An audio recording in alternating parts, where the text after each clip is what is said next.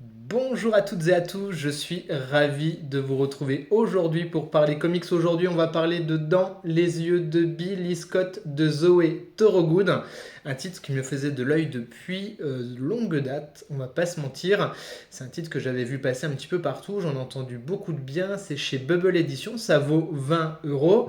Pendant longtemps, je l'ai eu dans une wishlist sur Vintage, j'essayais de le trouver à pas cher et puis finalement, ne le trouvant pas, passer comme ça. Et puis pour l'avoir à un prix correct, il faudrait quand même le trouver à pas cher en vente. Je me suis dit, allez, je l'achète en neuf, 20 euros, c'est quand même pas cher payé pour une belle édition et un bouquin qui fait quand même presque 170 pages. J'avais été convaincu déjà par Zoé Thorogood à travers Rain, dont je vous ai parlé sur la chaîne et que j'ai pu me procurer grâce à vous, grâce aux personnes qui achètent sur le site de Pampling où il y a les t-shirts. Donc merci, c'est grâce à vous que j'ai découvert cette autrice. Et du coup, je me suis dit, j'ai envie d'aller un petit peu plus loin dans son univers avant de lire It's Lonely. Et grand bien m'en a pris parce que vraiment je me suis régalé. Je vais vous montrer un petit peu en termes de dessin à quoi ça ressemble. Et puis également vous pitcher un petit peu l'histoire. Donc Dans les yeux de Billy Scott, c'est une histoire où on va suivre ce personnage-là, donc Billy Scott, hein, c'est bien fait, et qui est une personne qui peint, qui fait de la peinture, qui fait du dessin, mais essentiellement de la peinture quand même. Elle fait des tableaux. C'est une artiste, c'est une jeune artiste, et qui vient de décrocher, on le découvre tout au début du récit, eh bien, la possibilité d'aller exposer ses premières œuvres dans une galerie. C'est quelqu'un qui est fortement en interrogation, c'est un personnage assez solitaire, elle vit dans une sorte de colocation, mais ses colocataires n'ont jamais vraiment vu. Voilà un petit peu, je vous montre le style graphique, parce qu'il est assez particulier, on reviendra dessus. Et puis, elle essaye, elle a du mal à créer, elle a du mal à dessiner, et elle reste très souvent enfermée. Puis elle se dit un soir, eh bien, je vais aller un petit peu arpenter vite fait le monde comme ça, mais elle est quand même hyper introvertie. Et là, malheureusement, patatras, elle se met dans un coin à un moment donné pour essayer de trouver une inspiration et dessiner. Elle assiste à une bagarre, une scène de violence, et elle se fait frapper. Alors tout ça c'est au début, c'est pour ça que je vous raconte quand même l'histoire, parce que le pitch est intéressant et important.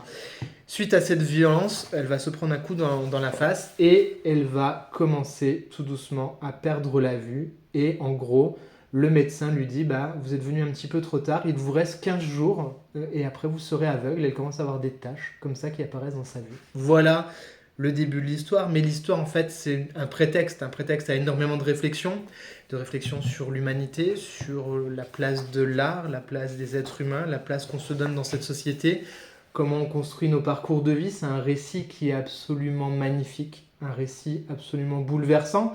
C'est un énorme coup de cœur, encore une fois. Alors c'est bien, ça fait beaucoup de coups de cœur en ce début d'année 2024, je suis ravi, même si lui il est sorti bien avant. Mais waouh, quel titre, ne passez pas à côté. Alors si vous aviez des doutes, peut-être que le dessin peut vous sembler un petit peu particulier, on est vraiment sur un dessin très arty, hein, très comics indépendant, voire underground par moment, hein. Ça fait penser à certains titres que j'ai déjà chroniqués sur l'ancienne chaîne chez l'employé du mois, donc comme The End of the Funking World. Enfin, on est vraiment sur des titres très indés. Mais ça marche tellement bien, c'est tellement beau, il y a tellement de détails dans ces dessins, c'est d'une richesse et d'une finesse infinie.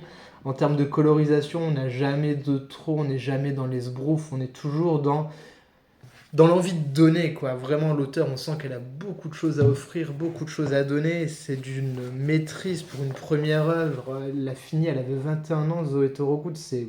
Wow, franchement, si j'avais un dixième du talent qu'elle a à 21 ans, je serais la personne la plus heureuse du monde, vraiment.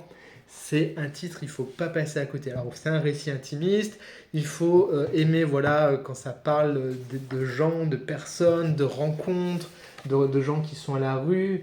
Voilà, c'est un récit qui peut ne pas être facile à appréhender. Ça parle d'art, forcément. Qu'est-ce que c'est la place de l'art dans une vie? Mais c'est tellement bien, franchement, c'est tellement beau, je vous en remonte comme ça. Donc elle va se donner le challenge hein, pendant ces 15 jours de faire 10 tableaux pour son expo et de rencontrer les personnes qui vont bien. Donc à chaque fois qu'elle rencontre une personne, on a une petite fiche signalétique comme si elle tenait son carnet. Maman, mais c'est tellement bien, ça se lit d'une traite, je l'ai dévoré ce titre, c'est tellement beau, tellement intelligent, d'une richesse infinie. Voilà, franchement c'est un énorme coup de cœur, ne passez pas à côté, ça vaut 20 balles, franchement 20 balles, vous le regretterez pas, parce qu'en plus c'est un titre, voilà, on se prend sa première tarte dans la tronche, on fait cette première lecture, on se régale, et clairement moi c'est un titre que je vais ressortir de la bibliothèque, parce que je le relirai, parce que les dessins sont foisonnants même s'ils ont l'air simples, parce qu'il y a beaucoup de thématiques qui peuvent revenir comme ça au long d'une vie et qui peuvent continuer à nous enrichir. Donc vraiment un titre fort, un titre majeur je pense de la bande dessinée, ne passez pas à côté. Dites-moi en commentaire d'ailleurs si vous avez passé le pas et le cap de lire ce titre-là, ou si c'est un titre qui peut vous intéresser. Ça m'intéresse de savoir où vous en êtes par rapport à Zoé Torogood, vu qu'on en entend beaucoup parler. Et puis bah voilà, si vous découvrez la chaîne avec cette vidéo, n'hésitez pas à vous abonner, n'hésitez pas à liker, partager et commenter. Et moi je vous dis à très vite pour de prochaines reviews. Prenez soin de vous, bye bye.